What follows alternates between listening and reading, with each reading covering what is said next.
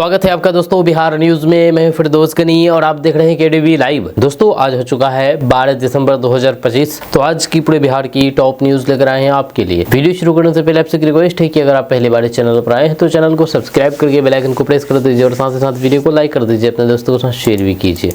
तो चलिए चलते हैं आज की खबरों की ओर। दोस्तों आज बिहार न्यूज की शुरुआत सबसे पहले करेंगे कि क्या नीतीश कुमार के बेटे निशांत कुमार की जेडीयू में एंट्री तय है। दरअसल बात यह है कि मुख्यमंत्री नीतीश कुमार की पार्टी जेडीयू को काफी फायदा हुआ है। इस बार चुनाव में 43 सीटों से पार्टी सीधे 85 पर पहुंच गई है। अब एक तरफ जहां पर पार्टी मजबूत स्थिति में उभरी है तो वहीं पर दूसरी तरफ नीतीश कुमार के बेटे निशांत कुमार के लिए प्लानिंग शुरू हो गई है। निशांत कुमार को पार्टी में लाने के लिए चुनाव से पहले भी मांग उठ रही थी। कार्यकर्ताओं द्वारा पोस्टर लगाए गए थे। कई बार कार्यकर्ताओं ने मांग की थी निशांत को पार्टी में लाया जाए, क्योंकि नीतीश कुमार के स्वास्थ्य को देखते हुए अब पार्टी को संभालने की जिम्मेदारी निशांत को दी जानी चाहिए। अब माना जा रहा है कि जेडीयू की कमान निशांत के हाथ में जा सकती है। वहीं पर जेडीयू के एक बड़े और नीतीश कुमार के काफी करीब रहने वाले नेता ने बताया है कि पार्टी का मुख्य वोट बैंक पिछड़ा और फिर अति पिछड़ा है। ऐसे में नीतीश कुमार के बाद निशांत कुमार से बेहतर कोई और हो ही नहीं सकता है। वही पार्टी को संभाल सकते हैं। चुनाव खत्म होने के बाद अब आगे की रणनीति के लिए निशांत को आगे किया जा रहा है। निशांत की भी इच्छा है कि वे बिहार की राजनीति में सक्रिय रूप से आए। वे कब आएंगे ये तो नहीं कहा जा सकता है, लेकिन उम्मीद है कि बहुत जल्द आएंगे।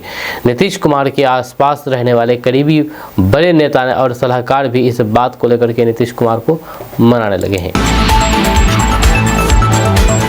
दोस्तों कांग्रेस सांसद राहुल गांधी ने केंद्रीय गृह मंत्री अमित शाह के संसद में दिए गए भाषण पर कड़ा विरोध जताया है। संसद परिसर में मीडिया से बातचीत करने के दौरान राहुल गांधी ने कहा कि अमित शाह कल संसद में बड़े नर्वस थे, जब उनके हाथ कांप रहे थे। उन्होंने गलत लैंग्वेज का इस्तेमाल किया है। उन्होंने कहा है कि अमित शाह मेंटली प्रेशर में है, जो कल पूरे देश ने देखा है। जब कांग्रेस नेता राहुल गांधी ने कहा कि मैंने वोट चोरी से जुड़ी हुई जो बातें कही है उसका गृह मंत्री अमित शाह ने कोई जवाब नहीं दिया है। मैंने अमित शाह को मेरी प्रेस कॉन्फ्रेंस पर डिबेट करने के लिए सीधा चैलेंज किया है, उसका भी कोई भी जवाब नहीं दिया गया। सच क्या है आप सभी जानते हैं। खुली बहस का प्रस्ताव हम इधर से देते हैं। वहीं पर आपको बता दूं कि इससे पहले विपक्ष के नेता राहुल गांधी ने गृह मंत्री अमित शाह को बीच भाषण में चुनौती देते हुए कहा खुली बहस का प्रस्ताव दिया था। इस पर अमित शाह ने तुरंत कहते हुए आपत्ति जताई कि उनका लंबा संसदीय अनुभव है और फिर वे अपने व्यक्तित्व का क्रम स्वयं तय करेंगे। बहस के दौरान राहुल गांधी ने कहा कि अमित शाह को उनकी 3 प्रेस कॉन्फ्रेंस पर खुल करके चर्चा करनी चाहिए। उन्होंने स्पष्ट कहा है कि मैं चैलेंज देता हूं कि इस पर डिबेट हो। सदन में इस टिप्पणी से अचानक हलचल बढ़ी और फिर कई सदस्य अपनी सीटों पर खड़े हो गए। वहीं पर राहुल गांधी की चुनौती पर अमित शाह ने कहा कि उनके पास वर्षों का अनुभव है और फिर कोई भी ये नहीं तय कर सकता है कि वे किस क्रम में जवाब देंगे। उन्होंने कहा कि वे सभी सवालों का उत्तर देंगे, लेकिन भाषण की रचना उनके हाथ में रही रहेगी। दोस्तों बिहार सरकार ने सड़क हादसों में घायल लोगों को समय पर इलाज उपलब्ध कराने के लिए बड़ा कदम उठाया है। अब बिहार के बाहर जिले में शहर से दूर हाईवे किनारे ट्रॉमा सेंटर खोले जाएंगे। अब बिहार के हर जिले में शहर से दूर हाईवे के किनारे ट्रॉमा सेंटर खोले जाएंगे। इसके लिए डीएम की अध्यक्षता में एक विशेष कमेटी की गठित की जाएगी। ये कमेटी हाईवे के आसपास उपयुक्त जमीन की पहचान करके अपनी रिपोर्ट तैयार करके विभाग को भेजेंगे। इसके बाद निर्णय कार्य शुरू होगा। आपको बता दूं कि डीएम नेतृत्व में बनने वाली विशेष कमेटी में एसपी ट्रैफिक या फिर डीएसपी ट्रैफिक, सिविल सर्जन, जिला परिवहन पदाधिकारी, डीओ और फिर पथ निर्माण विभाग के कार्यपालक अभियंता शामिल होंगे। ये अधिकारी जिले के उन क्षेत्रों का सर्वे करेंगे जहां पर सड़क हादसे ज्यादा होते हैं। इसी के आधार पर ट्रॉमा सेंटर के लिए स्थान तय किया गया है। वहाँ पर अधिकांश सड़क दुर्घटनाएं हाईवे पर होती है, लेकिन बड़े अस्पताल शहरों के अंदर होने के कारण एम्बुलेंस को वहां पहुंचने में काफी समय लगता है। वहाँ पर इस कारण कई गंभीर मरीजों को गोल्डन आवर में इलाज नहीं मिल पाता है। अधिकारियों के अनुसार अगर ट्रॉमा सेंटर सीधे हाईवे से जुड़ा होगा तो फिर एम्बुलेंस 5 से 10 मिनट में पहुंच सकेगी, जिससे गंभीर मरीजों को तुरंत इलाज मिल पाएगा और फिर जान बचने की संभावना बढ़ जाएगी। इसी के चलते बिहार के सभी जिलों में शहर से दूर हाईवे किनारे ट्रॉमा सेंटर बनाए जाएंगे। इसी के साथ साथ ही 2 बेहतर प्राइवेट अस्पतालों में भी ट्रॉमा सेंटर तैयार किए जाएंगे। जब प्राइवेट ट्रॉमा सेंटर में आने वाले सड़क हादसों के मरीजों का इलाज बिल्कुल भी मुफ्त में होगा। इसका पूरा खर्च बिहार सरकार उठाएगी। इस भुगतान के लिए सड़क सुरक्षा फंड का उपयोग किया जाएगा। दोस्तों एआईएमआईएम के नेता असदुद्दीन ओवैसी ने एसआईआर पर चर्चा के दौरान अपनी बात रखी है। इस दौरान उन्होंने चुनाव आयोग पर संसद की तरफ से बनाए गए नियमों का पालन न करने का आरोप लगाया है। इसके साथ ही उन्होंने लोकसभा में मुस्लिम सांसदों की कम संख्या पर चिंता जताई है। जी हां, असदुद्दीन ओवैसी ने कहा है कि यदि मुस्लिम बहुल वायनाड गैर मुस्लिम चुन सकता है तो फिर रायबरेली, अमेठी और इटावा जैसे निर्वाचन क्षेत्र मुस्लिम क्यों नहीं चुन सकते। असदुद्दीन ओवैसी ने BR अम्बेडकर के विचारों का हवाला देते हुए राजनीतिक शक्ति को सामाजिक प्रगति की कुंजी बताया है। उन्होंने भारत में अल्पसंख्यकों के प्रतिनिधित्व पर जोर दिया है। उन्होंने आगे कहा कि यहाँ केवल 4% मुसलमान हैं। सत्तारूढ़ पार्टी में कोई भी मुस्लिम सदस्य नहीं है। उन्होंने कांग्रेस के समाजवादी पार्टी पर परोक्ष रूप से निशाना साधते हुए कहा कि मुसलमान यहाँ पर नहीं है, धर्मनिरपेक्ष पार्टियों में उनका प्रतिनिधित्व नहीं है। एआईएमआईएम सांसद असदुद्दीन ओवैसी ने एसआईआर पर चर्चा करने के दौरान चुनाव आयोग पर संसद के बनाए गए नियम और फिर सुप्रीम कोर्ट के आदेश की अवहेलना करने का आरोप लगाया है। उन्होंने दावा किया है कि चुनाव आयोग ने पब्लिक डोमेन ऑर्डर डाले बिना 35 लाख से अधिक मतदाताओं के नाम काट दिए। एसआईआर का विरोध करते हैं। दोस्तों, बिहार में नए साल में नई कोचिंग नीति लागू होगी। जब कोचिंग नीति को लेकर के तैयारी तेज हो गई है। आपको बता दूं कि शिक्षा विभाग का लक्ष्य है कि इस माह की ही इस नीति को संशोधित करके कैबिनेट से मंजूरी भेज दी जाए। वहाँ पर माना जा रहा है कि अगले शैक्षणिक सत्र 2026-27 की शुरुआत अप्रैल से ही राज्य भर में कोचिंग नीति लागू की जाएगी। विधानसभा चुनाव के ठीक पहले कोचिंग नीति का प्रस्ताव कैबिनेट में भेज दिया गया था, जहाँ इसमें कुछ बिंदुओं पर संशोधन के लिए इसे लौटा दिया गया है। अब शिक्षा विभाग ने कोचिंग नीति को लगभग संशोधन कर लिया है। कैबिनेट में भेजने से पहले शिक्षा विभाग इस नीति पर राज्य स्तरीय सक्षम प्राधिकार से सहमति भी ले लेगा। वहाँ पर पहले शिक्षा विभाग की नई कोचिंग नीति को लागू शैक्षणिक सत्र 2025-26 से लागू करने की तैयारी थी, मगर विधानसभा चुनाव के कारण इसमें देरी हुई। संशोधन के बाद वर्तमान में कोचिंग नियमावली के अनुसार कोई भी सरकारी शिक्षक कोचिंग में नहीं पढ़ा सकेंगे। जब सरकारी शिक्षकों की कोचिंग में पढ़ाने की स्थिति में शिक्षा विभाग साक्ष्य के आधार पर कार्रवाई करेगा। वहाँ पर किसी भी सरकारी स्कूल और फिर शिक्षण संस्थान के पास कोचिंग संस्थान नहीं होगा, जब पुरानी नियमावली में ये प्रावधान नहीं है। वहाँ पर स्कूल संचालन के समय कोचिंग का संचालन नहीं होगा। जिला स्तर पर डीएम की अध्यक्षता में कमेटी बनेगी जो उस जिले में कोचिंग संचालन के लिए निबंधन कराने की सहमति देगा। दोस्तों, बिहार में एड्स बीमारी का कहर बरपा है। बिहार में एड्स ने एक बार फिर से दस्तक नहीं बल्कि जोरदार हथौड़ा मार दिया है। तेजी से बढ़ते संक्रमण के आंकड़ों ने प्रशासन के हाथ पांव फुला दिए हैं और स्वास्थ्य विभाग में हरकंप मचा दिया है। जहाँ सबसे हैरान करने वाली बात यह है कि आखिर इतनी बड़ी संख्या में लोग संक्रमित कैसे हो गए। जहाँ इस बढ़ते खतरे को देखते हुए स्वास्थ्य विभाग ने कमर कस ली है और फिर शहरी इलाकों से लेकर के दूर दराज के गाँव तक जागरूकता मुहिम को तेजी से फैलाने के निर्देश जारी किया है। जल्द ही कैंप लगाए जाएंगे जहां पर लोगों को सावधानी, संक्रमण के तरीकों और फिर समय पर जांच कराने की जानकारी दी जाएगी। वहीं पर विशेषज्ञों की माने तो अगर समाज में जागरूकता नहीं आई तो फिर आने वाले वक्त और भी खतरनाक हो सकता है। जब प्रशासन ने जिला अस्पतालों की ART सेंटरों के जरिए जागरूकता कार्यक्रमों को और तेज करने का फैसला किया है। गांव-गांव जाकर के HIV टेस्ट कराए जाने की भी तैयारी है ताकि जल्द से जल्द संक्रमित लोगों का पता लगाया जा सके। सबसे भयावह तस्वीर सीतामढ़ी से सामने आई है, जहाँ पर HIV संक्रमितों का आंकड़ा 7000 के पार पहुंच चुका है। इनमें छोटे बच्चे भी शामिल हैं जिन्हें ये बीमारी माँ बाप से विरासत में मिली है। जी हाँ, वहीं पर ART सेंटर में हर महीने 40 से 60 नए मरीज रजिस्ट्रेशन करा रहे हैं, जिससे ये प्रदेश का हाई लोड सेंटर बन चुका है। आंकड़ों के सामने आने के बाद स्वास्थ्य महकमे में सनसनी फैल गई है। दोस्तों, अब करेंगे सेहत की बात। जी हाँ, जैसे कि आपको पता है कि KDV लाइव में हर रोज एक नई सेहत को से जुड़ी हुई खबरें दी जाती है। तो आज की सेहत की बात में बात करेंगे सर्दियों में आप हेल्दी रोटी कैसे खाएं और कौन सी ऐसी हेल्दी रोटी है जो आप खा सकते हैं, जैसे जो आप पाचन से लेकर के डायबिटीज रोगियों के लिए भी फायदेमंद है। दरअसल बात है कि सर्दियों का सीजन चल रहा है। इस सीजन में सेहत का ख्याल रखना जरूरी होता है। इसके लिए सर्दियों में कई सारे मोटे अनाज खेतों से बाजार में आ जाते हैं। गेहूं के अलावा मक्का, बाजरा जैसे अनाजों का सेवन ठंड के मौसम में ही किया जाता है। यहाँ बाजरा सर्दियों का सुपर फूड है जिसमें फाइबर, आयरन और फिर प्रोटीन प्रचुर मात्रा में पाए जाते हैं। इस गुणकारी अनाज की रोटी का सेवन करने से सिर्फ पाचन ही नहीं बल्कि डायबिटीज की बीमारी पर भी राहत मिलती है।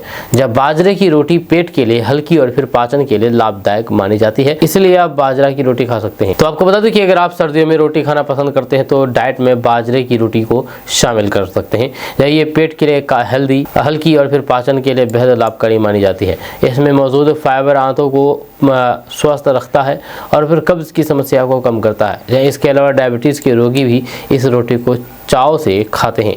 वहाँ पर ग्लाइसेमिक इंडेक्स कम होने के कारण ये डायबिटीज़ के रोगियों के लिए भी ये एक औषधि की तरह काम करती है। जब सर्दी के मौसम में इसका सेवन शरीर को अंदर से गर्म रखता है, जब सर्दियों में इस अनाज का सेवन फ़ायदेमंद माना जाता है। वहीं पर यहाँ पर बाजरे की रोटी बनाना वैसे आसान नहीं है, क्योंकि इसका आटा गेहूँ की तरह नहीं होता है। जब बनाने के लिए सबसे पहले एक बड़े बर्तन में बाजरे का आटा ले और फिर उसमें धीरे धीरे गर्म पानी मिला करके गूंथें। आटा ना ज़्यादा सख्त हो और ना ही ज़्यादा बहुत ढीला।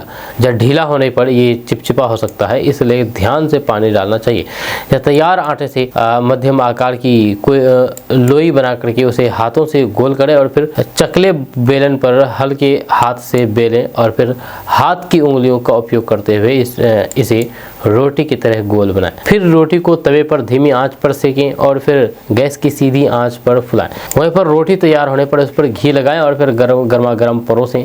घी के साथ बाजरे की रोटी न केवल स्वादिष्ट लगती है बल्कि पौष्टिक भी बना देती है। वहीं पर बाजरे की रोटी का सेवन को लेकर के हेल्थ एक्सपर्ट बताते हैं कि दिल के साथ भी वजन को कंट्रोल करने के लिए एक फायदेमंद होता है। बाजरे में मौजूद ओमेगा 3 फैटी एसिड हृदय के लिए अच्छा माना जाता है। यह खराब कोलेस्ट्रॉल को कम करता है और दिल की बीमारियों से बचाव करता है। वहीं पर इस आटे में फाइबर की मात्रा अधिक होती है, जो कि पाचन को सही रखता है और फिर वजन घटाने का काम करती है। दोस्तों, बिहार सरकार ने बड़ा फैसला लिया है। बड़ा फैसला इसलिए कि अब जितनी ज़मीन होगी उतनी ही यूरिया मिलेगी। आपको बता दूं कि देश में यूरिया की कमी, डीलरों की मनमानी और सब्सिडी वाले उर्वरक के डायवर्जन जैसे लगातार उठ रही शिकायतों के बीच केंद्र सरकार अब उर्वरक वितरण प्रणाली में बड़े बदलाव करने की तैयारी में है, जहाँ किसानों को उनकी खेती योग्य जमीन के मुताबिक ही यूरिया मिले। सरकार का ये कदम आने वाले महीनों में कृषि क्षेत्र में एक बड़ी नीतिगत क्रांति ला सकता है। जहाँ उर्वरक सचिव रजत मिश्रा और फिर केंद्रीय उर्वरक मंत्री जेपी नड्डा ने स्पष्ट संकेत दिए हैं कि मार्च 2026 तक यूरिया वितरण की नई व्यवस्था लागू हो जाएगी। एक रिपोर्ट के अनुसार पिछले कुछ महीनों में कई राज्यों से यूरिया की कमी की शिकायतें लगातार सामने आई थी। हालांकि सरकार का कहना है कि देश में वास्तविक कमी नहीं है, समस्या जमीनी स्तर पर हो रही है हेराफेरी और फिर अवैध भंडारण की वजह से बड़ी है। वहीं पर सरकार के अनुसार कई किसान अपनी जरूरत से कहीं ज्यादा यूरिया खरीद लेते हैं, जिसका एक हिस्सा गैर कृषि उपयोग में डाइवर्ट हो जाता है। इससे असली किसानों तक सही मात्रा में उर्वरक पहुंच नहीं पाता है। इसी समस्या का समाधान निकालने के लिए सरकार ने तय किया है कि भविष्य में यूरिया की खरीद के लिए किसान की जमीन के आकार के लिंक की जाएगी। जितनी कृषि भूमि होगी उतना ही यूरिया मिलेगा। दोस्तों, बिहार के नवादा जिले से एक ऐसा वीडियो सामने आया है जो सोशल मीडिया पर तहलका मचा दिया है। यहाँ शादी के मंडप में दूल्हा दुल्हन रस्में निभा रहे थे, लेकिन दूल्हे का पूरा ध्यान मोबाइल पर चल रहे फ्री फायर गेम पर टिका था। जहाँ पंडित मंत्र फूंक रहे थे, वरमाला का इंतजार हो रहा था, लेकिन दूल्हा सेहरा बांधे गेम में किल्स मारने में व्यस्त थे। जब पीछे खड़ी महिलाएं हंसते हुए चिल्लाई, देखो नवादा का लड़का कैसे धाए धाए फायर कर रहा है। जब दुल्हन बस मुस्कुराते रही। वहीं पर वीडियो वायरल होते ही नेटिज़ ने कमेंट्स की बाढ़ लगा दी है। जब कोई इसे पबजी का लवर बता रहा है तो कोई बोला कि गेमिंग अब पूजा पाठ से ऊपर हो गई है। एक यूज़र ने लिखा है कि दुल्हन इंतज़ार कर रही है, दूल्हा बोला कि बस एक राउंड और। जब कईयों ने बिहार की टैलेंट की तारीफ की है, जब बिहार अद्भुत, यहाँ कुछ भी हो सकता है। वहीं पर कुछ ने गेमिंग लत पर चिंता जताई है। यह शादी के ऐसे पल में भी फोन वीडियो पर लाखों व्यूज भी आ चुकी है और लोग इसको देख करके ताज्जुब हो रहे हैं कि यहाँ पर शादी हो रही है, मंडप में बैठे हुए हैं, पंडित मंत्र पढ़ रहे हैं, लेकिन दूल्हा मोबाइल पर गेम खेल रहा है। दोस्तों, बिहार के 31 जिलों के अधिकतम तापमान में कुछ इजाफा हुआ है। हालांकि पूर्णिया, वैशाली, शेखपुरा, बेगूसराय, औरंगाबाद और पूर्वी चंपारण में पारे में कुछ कमी दर्ज हुई है। इस तरह बिहार के अधिकतर इलाकों में पछुआ हवा कमज़ोर हुई है। वहीं पर जैसे दिन के पारे में कुछ वृद्धि हुई है। हालांकि रात और फिर सुबह के समय ठिठुरन रहने की संभावना है। मौसम विभाग के अनुसार अगले 2 दिनों तक बिहार के तापमान में किसी खास बड़े बदलाव के संकेत आसार नहीं है। वहीं पर वैसे पूरे बिहार में मौसम का मिजाज बदल रहा है, जहाँ ठंड भी बढ़ रही है। सुबह शाम कोहरे छाने लगा है। सुबह उत्तर बिहार के समस्तीपुर समेत कई जिला घने कोहरे में सिमट रहा है। वहीं पर गाँव से लेकर के शहर तक कोहरे के आगोश में रहा। डॉक्टर राजेंद्र प्रसाद केंद्रीय विश्वविद्यालय के ग्रामीण कृषि मौसम सेवा केंद्र के मुताबिक फिलहाल सुबह में मध्यम कोहरे छाए रहने की संभावना है। इधर कोहरे छाने और फिर ठंड बढ़ने से किसान खुश हैं। इस तरीके का मौसम गेहूं की फसलों के लिए फायदेमंद है। मौसम विभाग के मुताबिक पछुआ हवा चलने के कारण ठंड में वृद्धि के आसार हैं। न्यूनतम तापमान के 9 से 11 डिग्री सेल्सियस के बीच रहने की संभावना है। वहाँ पर अधिकतम तापमान 23 से 24 डिग्री सेल्सियस के बीच रहने के अनुमान है। कोहरे के कारण सड़कों पर वाहनों की रफ्तार पर ब्रेक लग गया है। जब आगे सड़क दिखाई नहीं देने के कारण वाहनों की गति बहुत धीमी रही, तो वाहन चालक येलो लाइट और फिर इंडिकेटर का सहारा लेकर के वाहन चलाते दिखे हैं। सबसे अधिक परेशानी सुबह में स्कूली वाहन के चालकों को हुई है, जब वाहन पर बच्चों को आ जाना ऐसे मौसम में खतरनाक होता है। जब वाहन चालक बहुत सावधानी और फिर धीमी गति से स्कूली वाहनों को चलाते दिखे हैं। वहीं पर कोहरे के बीच बस स्टॉप तक बच्चों को छोड़ने आए अभिभावक भी सड़क पर छाए घने कोहरे के कारण चिंतित थे। दोस्तों, बीजेपी के प्रदेश अध्यक्ष मंत्री डॉक्टर दिलीप कुमार जायसवाल ने कहा है कि एनडीए की सरकार बिहार में औद्योगिकरण को लेकर के सचेत है और भविष्य में यहां पर बड़े उद्योग लगाने वाले उद्यमियों को मुफ्त जमीन की व्यवस्था की जाएगी। कई निवेशक सरकार के संपर्क में उद्योग है। उद्योग मंत्री डॉक्टर दिलीप कुमार जायसवाल ने पत्रकारों से बातचीत करते हुए कहा है कि बिहार देश का पहला राज्य है जिसने नई उद्योग नीति लागू की है। उन्होंने कहा है कि बिहार में बड़े उद्योग स्थापित करने के इच्छुक उद्यमियों को सरकार मुफ्त में जमीन उपलब्ध कराएगी। जहाँ साथ ही साथ वस्तु एवं सेवा कर यानी कि जीएसटी में कई तरह की रियायतें भी दी जाएगी। उन्होंने कहा है कि बिहार विशेष करके सीमांचल क्षेत्र में जल्द ही कई बड़े उद्योग लगने वाले हैं, जिसके लिए कई निवेशक सरकार के संपर्क में हैं। इससे राज्य के युवाओं को रोजगार पाने के लिए बाहर नहीं जाना पड़ेगा। डॉक्टर दिलीप कुमार जायसवाल ने पूर्णिया के सांसद पर भी निशाना साधा है और कहा कि वे अपनी बातों से अक्सर मुकरते ही रहते हैं। ऐसे में उनकी बातों पर कितने गौर किया जाए, ये सोचने वाली बात है। दोस्तों, बिहार में एक घर एक मीटर का नियम लागू होगा। जहाँ आपको बता दो कि फ्री बिजली के लिए अब चालाकी नहीं चलेगी। दरअसल बात है कि बिहार सरकार द्वारा 125 यूनिट बिजली मुफ्त दिए जाने की घोषणा के बाद बिजली कनेक्शन लेने वालों की होड़ सी लग गई है। जब बड़ी संख्या में उपभोक्ता ये सोच करके नया कनेक्शन लेने के लिए आवेदन करने लगे हैं कि अगर एक ही घर में 2, 3 या फिर 4 कनेक्शन हो जाए तो फिर उन्हें 125 यूनिट के हिसाब से अधिक फ्री बिजली मिल सकेगी। इसी सोच के तहत कई लोग अलग अलग परिवार के सदस्यों के नाम से एक ही मकान के लिए नए कनेक्शन का आवेदन कर रहे हैं। वहीं पर पहले स्थिति उसके बिल्कुल भी उलट थी, जब लोग नया कनेक्शन लेने से बचते थे क्योंकि जितनी बिजली खपत होती थी उतना बिल भी देना पड़ता था। साथ ही साथ मीटर की संख्या बढ़ने पर फिक्स चार्ज भी बढ़ जाता था। इसलिए ज्यादातर घरों में एक ही कनेक्शन रखा जाता था। लेकिन जैसे ही 125 यूनिट मुफ्त बिजली की योजना लागू हुई है, कनेक्शन लेने की होड़ सी शुरू हो गई है। इसका नतीजा ये हुआ है कि विद्युत विभाग के पास सैकड़ों आवेदन पेंडिंग हो गए हैं। वहीं पर एक तरफ आवेदक रोज विभाग के चक्कर लगा करके शिकायत कर रहे हैं, कई महीनों से आवेदन के बावजूद भी कनेक्शन नहीं मिल रहा है, तो फिर दूसरी तरफ विभागीय अधिकारी जांच में व्यस्त हैं। वहीं पर जांच के दौरान ये सामने आ रहा है कि कई आवेदनों में एक ही मकान के लिए कई कनेक्शन की मांग की जा रही है। इसी को देखते हुए बिजली विभाग ने सख्त आदेश जारी करते हुए एक मकान में केवल एक ही कनेक्शन दिया जाएगा। यदि किसी परिवार को अलग कनेक्शन चाहिए तो फिर उन्हें कोर्ट से जारी भूमि या फिर घर के बंटवारे का रजिस्टर्ड दस्तावेज जमा करना होगा। दोस्तों, बिहार में नई सरकार के गठन के बाद बिहार में जनहित कार्यों को प्राथमिकता दी जा रही है। यह सरकार लगातार लोगों की सुविधाओं को ध्यान में रखते हुए काम कर रही है। बिहार में कानून व्यवस्था हो या फिर आम लोगों के आवागमन के लिए सड़कों को दुरुस्त करना हो या फिर नए एक्सप्रेसवे के निर्माण हो, बिहार सरकार सभी कार्यों को प्राथमिकता दे रही है। जब वहीं पर पथ निर्माण विभाग की प्राथमिकता बिहार के लिए स्वीकृत 5 एक्सप्रेसवे पर काम शुरू कराना है। इसके अलावा राज्य सरकार द्वारा घोषित मेगा प्रोजेक्ट के कार्यों को भी प्राथमिकता देना है। जब बिहार के लिए मंजूर 5 एक्सप्रेसवे में से 3 एक्सप्रेसवे पर काम शुरू करने के लिए पथ निर्माण विभाग प्लान तैयार कर रहा है। पथ निर्माण विभाग की प्राथमिकता है कि राज्य में स्वीकृत 5 एक्सप्रेसवे पर काम शुरू कराना और फिर कार्य को पूरा कराना है। वहीं पर बिहार में 5 एक्सप्रेसवे स्वीकृत हैं जिन पर वाराणसी कोलकाता एक्सप्रेसवे पर काम चल रहा है। वहीं पर पटना पूर्णिया एक्सप्रेसवे, रक्सौल हल्दिया एक्सप्रेसवे तथा गोरखपुर सिलीगुड़ी एक्सप्रेसवे पर काम शुरू होना है। इन तीनों एक्सप्रेसवे को सरकार परिवहन एवं राजमार्ग मंत्रालय से पहले ही मंजूरी मिल चुकी है। जी हाँ, इनके अलाइनमेंट भी स्वीकृत है। जबकि 5वां एक्सप्रेसवे बक्सर भागलपुर है। जब 5वें एक्सप्रेसवे जिनके निर्माण कार्यों को पूरा करना है और फिर सड़क परिवहन एवं राजमार्ग मंत्रालय से मंजूरी मिली है कि उनकी लंबाई 1626 किलोमीटर होगी। दोस्तों अब बिहार में ट्रैफिक ट्रेनिंग इंस्टीट्यूट बनने वाली है। जी हाँ, आपको बता दूं कि सम्राट चौधरी ने इसको लेकर के ऐलान किया है। बिहार के उप मुख्यमंत्री सम्राट चौधरी ने बिहार में ट्रैफिक ट्रेनिंग इंस्टीट्यूट स्थापित करने का निर्देश दिया है। उन्होंने कहा है कि प्रभावी ट्रैफिक प्रबंधन के लिए प्रशिक्षित जनशक्ति अत्यंत आवश्यक है। इसके साथ ही उन्होंने ट्रैफिक पुलिस बल की संख्या बढ़ाने की भी घोषणा की है। सम्राट चौधरी ने कहा है कि ट्रैफिक मैनेजमेंट में सुधार सरकार की शीर्ष प्राथमिकताओं में है।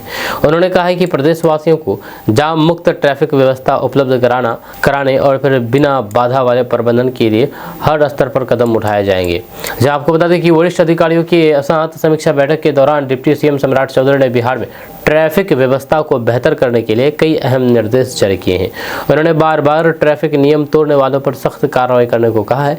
साथ ही साथ गैर कानूनी पार्किंग को हटाने के लिए विभागीय क्रेन के साथ निजी क्रेन भी लगाने का सुझाव दिया है। सम्राट चौधरी ने रेलवे स्टेशनों, व्यस्त चौराहों और फिर भीड़ भाड़ वाले इलाकों में कमांड एंड कंट्रोल सेंटर स्थापित करने का निर्देश दिया है ताकि ट्रैफिक को प्रभावी तरीके से मॉनिटरिंग किया जा सके। उन्होंने स्कूलों, कॉलेजों, पंचायतों और फिर शहरी क्षेत्रों में जागरूकता अभियान चलाने पर भी जोर दिया है। डिप्टी सीएम पर सम्राट चौधरी ने पंचायती राज और फिर नगर विकास विभाग को निर्देश दिया है कि शहरों और फिर पंचायतों के प्रवेश और फिर निकास बिंदुओं पर सीसीटीवी कैमरे लगाए जाएंगे। उन्होंने कहा है कि सरकार को विश्वास है कि इन कदमों से न केवल सड़क सुरक्षा मजबूत होगी बल्कि राज्य की ट्रैफिक व्यवस्था भी अधिक नियंत्रित और प्रभावी बनेगी।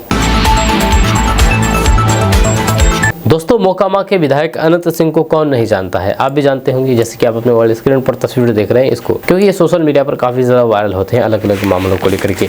तो आपको बता दूं कि मोकामा के विधायक अनंत सिंह एक बार फिर से सुर्खियों में हैं, लेकिन इस बार उनके किसी अनोखे अंदाज के लिए नहीं बल्कि बिहार सरकार द्वारा उन्हें आवंटित किए गए नए सरकारी आवास को लेकर। जब बिहार की नीतीश सरकार ने मोकामा से जेडीयू विधायक अनंत सिंह को पटना के वीर चंद्र पटेल पथ पर स्थित डुप्लेक्स फ्लैट संख्या 8-11 आवंटित किया है।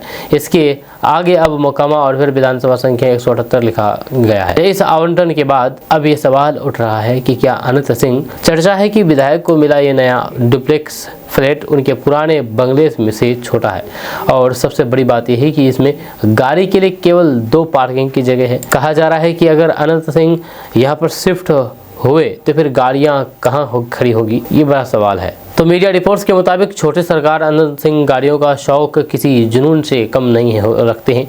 उनके पास आज करोड़ों की लग्जरी गाड़ियां मौजूद हैं। उनके गैराज की सबसे चर्चित और फिर लेटेस्ट गाड़ी टोयोटा लैंड क्रूजर है। जब पावर, स्टाइल और फिर सुरक्षा के मामले में टॉप पर रहने वाली इस गाड़ी की कीमत करीब 3 से 3.5 करोड़ रुपये बताई जाती है।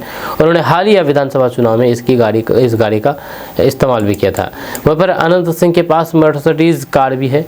यह एक समय था जब अनंत सिंह बिहार के एकमात्र विधायक थे जो विधानसभा सत्र में भाग लेने के लिए चमचमाती मर्सिडीज कार से सदन जाते थे। इतना ही नहीं, जेडीयू विधायक अनंत सिंह के पास लैंड रोवर डिस्कवरी है। जब ब्लैक रंग की लैंड रोवर गाड़ी में घूमने का शौक भी रहा है। ये गाड़ी आज भी उनके आवास पर सुरक्षित खड़ी है। इसके अलावा उनके पास इनोवा, फॉर्च्यूनर और फिर स्कॉर्पियो भी मौजूद है। जब टोयोटा लैंड क्रूजर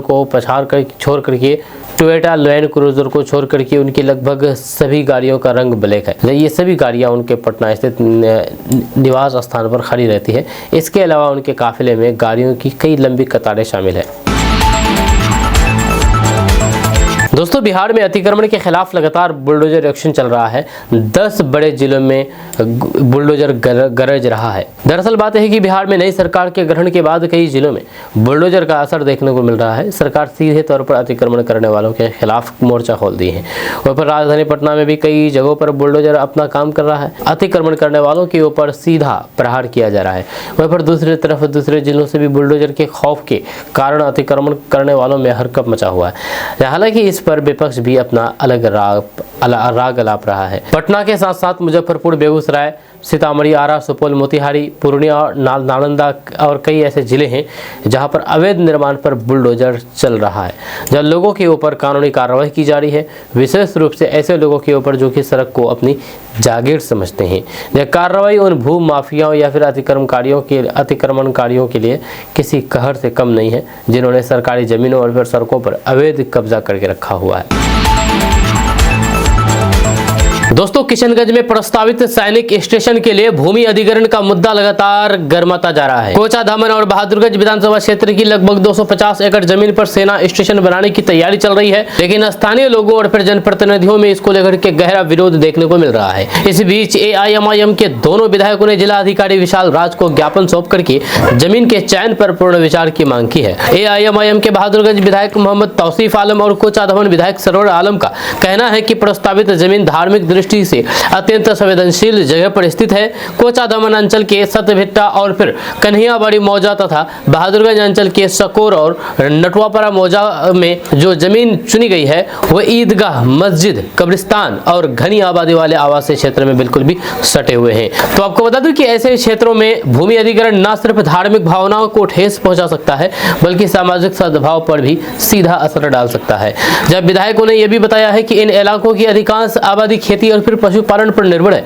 अगर ये जमीन अधिग्रहण की जाती है तो फिर सैकड़ों परिवारों पर विस्थापन का खतरा पैदा हो जाएगा और उनकी रोजमर्रा की आजीविका पर गहरा असर पड़ेगा। AIMIM विधायकों ने निरीक्षण और फिर ग्रामीण से बातचीत करने के बाद कि ये इलाका सैनिक स्टेशन के लिए उपयुक्त नहीं है, लेकिन परियोजनाओं के महत्व को देखते हुए वे इसके खिलाफ नहीं है। जहाँ उनकी मांग केवल इतनी है कि स्थल को बदल करके किसी विवाद रहित और फिर गैर आवासीय क्षेत्रों में वैकल्पिक जमीन चिन्हित की जाए। वहीं पर जिलाधिकारी को दिए गए ज्ञापन में 3 मुख्य मांगें रखी गई है। जब पहली, इस भूमि अधिग्रहण प्रक्रिया पर तत्काल रोक लगाई जाए। दूसरी, संबंधित विभागों से समन्वय करके वैकल्पिक स्थल की पहचान की जाए। और तीसरी, धार्मिक स्थलों की गरिमा, ग्रामीणों की भावनाओं और फिर इलाके के सामाजिक संतुलन को ध्यान में रखते हुए पूरे मामले की विस्तृत समीक्षा की जाए।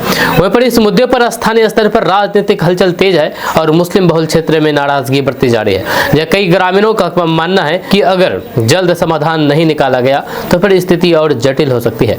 इस बीच आज इस विवाद को लेकर के शकोर में एक महत्वपूर्ण बैठक आयोजित की गई, जो कोचा धामन और बहादुरगंज जो दोनों विधानसभा क्षेत्र में आता है। दोस्तों, किशनगंज में डॉक्टर दिलीप कुमार जायसवाल ने एक बड़ा ऐलान कर दिया है। उन्होंने कहा है कि आने वाले 5 वर्षों में बिहार सरकार सिर्फ उद्योग क्षेत्र में 50 लाख करोड़ रुपए का निवेश करने का लक्ष्य लेकर के चल रही है, जिससे लाखों युवाओं के लिए रोजगार के नए अवसर बनेंगे। जब किशनगंज में पत्रकारों से बातचीत करते हुए मंत्री डॉक्टर दिलीप कुमार जायसवाल ने कहा कि बिहार सरकार की 2 प्रमुख प्राथमिकताएं हैं। पहली, कानून का राज और फिर अपराध मुक्त बिहार। दूसरी, युवाओं को रोजगार देकर के रोजगार युक्त बिहार का निर्माण। जब उन्होंने कहा कि इन दोनों लक्ष्यों पर तेजी से काम किया जा रहा है और फिर निवेशकों को बिहार में उद्योग स्थापित करने के लिए लगातार प्रेरित किया जा रहा है। जहां वहीं पर डॉक्टर दिलीप कुमार जायसवाल ने बताया है कि लघु और फिर सूक्ष्म उद्योगों को बढ़ावा देकर के घर घर उद्योग और फिर हर हाथ उद्योग की दिशा में राज्य आगे बढ़ रहा है। जहां वहीं पर देश और फिर दुनिया के कई उद्योगपतियों ने बिहार में निवेश की इच्छा जताई है और फिर कई निवेशक ऑनलाइन आवेदन भी कर चुके हैं। जहां वहीं पर 100 करोड़ रुपए के निवेश और फिर 1000 युवाओं को रोजगार देने वाले निवेशकों को 10 एकड़ जमीन मुफ्त में दी जाएगी। ये कहना है उद्योग विभाग का। उन्होंने कहा कि आजादी के बाद बरौनी रिफाइनरी और फिर थर्मल पावर को छोड़ दें तो फिर बिहार में 1 लाख करोड़ का निवेश भी नहीं हुआ, लेकिन वर्तमान सरकार ने ये चुनौती स्वीकार की है कि अब बड़े स्तर पर उद्योग लगेंगे और फिर बिहार के युवाओं को यहीं पर रोजगार मिलेगा। वहीं पर मंत्री डॉक्टर दिलीप कुमार जायसवाल ने कहा है कि भले ही वे किशनगंज के रहने वाले हों, लेकिन जिम्मेदारी पूरे बिहार की है। उन्होंने यह भी स्वीकार किया है कि किशनगंज में उद्योग की कई संभावना है और फिर यहाँ भी निवेश लाने को लेकर के प्राथमिकता के साथ काम किया जा रहा है। उन्होंने आगे बताया है कि बिहार के 21 जिलों में जमीन अधिग्रहण की प्रक्रिया शुरू हो चुकी है और फिर सभी जिलाधिकारियों जिनमें कि किशनगंज भी शामिल है, उनको भी निर्देश दिया गया है कि वे लैंड बैंक तैयार करें ताकि किसी भी निवेशक को उद्योग लगाने के लिए जमीन तुरंत उपलब्ध कराई जाए। जब किशनगंज पहुंचने पर शहर वासियों और स्थानीय जनप्रतिनिधियों ने मंत्री का गर्मजोशी से स्वागत किया है। जब कई लोग अपनी समस्याओं को लेकर के पहुंचे, जिन पर मंत्री ने उचित कार्रवाई का आश्वासन दिया है। डॉक्टर दिलीप कुमार जायसवाल के इस बयान को किशनगंज और फिर पूरे सीमांचल में रोजगार और फिर औद्योगिक विकास की उम्मीद के रूप में देखा जा रहा है। आपका इसके बारे में क्या कहना है, नीचे कमेंट बॉक्स में प्लीज जरूर बताइए। दोस्तों, अब सूदखोरों की खैर नहीं है बिहार में। अगर आप सूद में पैसे दे रहे हैं तो अब आपकी खैर नहीं है। जैसे कि आपको पता है कि बहुत सारे लोग सूद पर कारोबार करते हैं, पैसे दे करके सूद वसूलते हैं, लेकिन अब उसकी खैर नहीं है। जी हाँ, बिहार में सूद पर पैसे दे करके मनमाना ब्याज वसूलने वालों के खिलाफ अब सरकार का रुख और ज्यादा सख्त होता दिखाई दे रहा है। खास करके किशनगंज जिले में, जहाँ कई इलाकों में सूदखोर गिरोह और गुंडा बैंक जैसी अवैध गतिविधियों की शिकायतें लंबे समय से आती रही है। अब उन पर और नकेल कसने की शुरुआत दिख रही है। इसी कड़ी में बिहार के उप मुख्यमंत्री सह गृह मंत्री सम्राट चौधरी ने एक बड़ा ऐलान कर दिया है, जिसने पूरे राज्य के ऐसे आर्थिक माफियाओं में हरकत मचा दिया है। अब गुंडा बैंक और सूदखोरों की खैर नहीं है। यह सम्राट चौधरी ने स्पष्ट कर दिया है कि बिहार में कोई भी माफिया हो, सूदखोर हो या फिर अवैध बैंक चलाने वाला हो, उसे छोड़ा नहीं जाएगा। जिस जिले में शिकायत मिलेगी वहां कार्रवाई तय है। इस बयान का सीधा असर किशनगंज, बहादुरगंज, ठाकुरगंज, दिगल बैंक और पोठिया जैसे क्षेत्रों पर भी पड़ेगा, जहां पर ग्रामीणों ने कई बार सूदखोरी और फिर मनमाने ब्याज वसूलने की शिकायत की है। आपको बता दें कि उप मुख्यमंत्री सम्राट चौधरी ने बताया है कि कई जगहों पर गुंडा बैंक के नाम पर लोगों को 5 से 10 हजार रुपए देकर के 5 से 10 गुना तक ब्याज वसूली कर ली जाती है। कई परिवार कर्ज के जाल में फंस जाते हैं, घर जमीन बिक जाती है और युवाओं का भविष्य खराब हो जाता है। सम्राट चौधरी ने कहा है कि सारे अवैध बैंक बंद कर दिए जाएंगे। कहीं भी सूद पर पैसा देकर के लोगों का शोषण हो रहा हो, उसे बख्शा नहीं जाएगा। वहीं पर किशनगंज जैसे सीमावर्ती इलाके में जहां पर गरीब तबके के लोगों को जल्दी कर्ज की जरूरत होती है, वहां पर इस कार्रवाई का सीधा प्रभाव देखने को मिलेगा। दोस्तों, सर्दियों के मौसम शुरू होते ही किशनगंज जिले में आगजनी की घटनाएं तेजी से बढ़ने लगी है। जिस तरह से लोग ठंड से बचने के लिए अलाव जलाते हैं, ठीक उसी तरह से थोड़ी सी लापरवाही कई परिवारों की जिंदगी पर भारी पड़ जा रही है। जहां लगातार किशनगंज में आजकल आग लगी की घटनाएं सामने आ रही है। तो आपको बता दूं कि कड़कड़ाती ठंड में जहां पर एक तरफ लोग गर्मी के लिए लकड़ी और फिर भूसा जला रहे हैं, वहीं पर दूसरी तरफ यही अलाव कई बार बड़े हादसों की वजह बन रहा है। यह ताजा मामला आज सामने आया है किशनगंज जिले के बिशनपुर इलाके से, जहां पर अचानक लगी आग ने कई घरों को अपनी चपेट में ले लिया। हालात इतने गंभीर रहे कि लोग संभल भी नहीं पाए और उनकी पूरी संपत्ति देखते ही देखते राख हो गई। वहीं पर किशनगंज जिले में सर्दियों के आगमन के साथ आगजनी की घटनाएं लगातार बढ़ रही है। एक तरफ ठंड से बचना मजबूरी है, लेकिन दूसरी तरफ अलाव की गलत जगह और फिर गलत तरीके से जलती आग कई परिवारों के लिए आफत बन चुकी है। ताजा घटना बिशनपुर से आई है, जहां पर अलाव और फिर रसोई के पास फैली चिंगारी ने देखते ही देखते कई घरों को आग की चपेट में ले लिया। आग इतनी तेजी से फैली कि लोग अपना सामान तक नहीं बचा सके। वहीं पर ग्रामीणों की मदद से आग बुझाने की कोशिश की गई, लेकिन तब तक कई घर राख में बदल चुके थे। वहीं पर यह मामला अकेला नहीं है। जब पिछले कुछ दिनों में किशनगंज जिले के कई इलाकों में आगजनी का सिलसिला देखा गया। वहीं पर टेरागाछ प्रखंड के खजूरबाड़ी गाँव में हाल ही में नाश्ता बनाने के दौरान आग लगी और 3 घर पूरी तरीके से जल गए। वहीं पर दिगल बैंक प्रखंड के धनगरा पंचायत के दरगाह अलीगंज में आग लगने से 3 घर उजड़ गए। वहीं पर सीमलबाड़ी गांव में भी आग लगने की घटना में 3 घर जल गए थे। वहीं पर पोठिया थाना क्षेत्र के नौकट्टा पंचायत गंगई टोला में एक किसान का पूरा खलिहान जल करके राख हो गया, जिसमें पशुओं के लिए रखा पुआल और फिर चारा पूरी तरह से नष्ट हो गया। वहीं पर इन सभी घटनाओं में एक बात सामान्य है कि आग सर्दी में अलाव या फिर रसोई की लापरवाही से ही फैली है। ग्रामीण क्षेत्रों में घरों की बनावट अक्सर लकड़ी, फूस और फिर टीन से होती है, जिससे आग तेजी से फैल जाती है। ऊपर से संकरी गलियां और पानी की कमी आग बुझाने में सबसे बड़ी बाधा बनती है।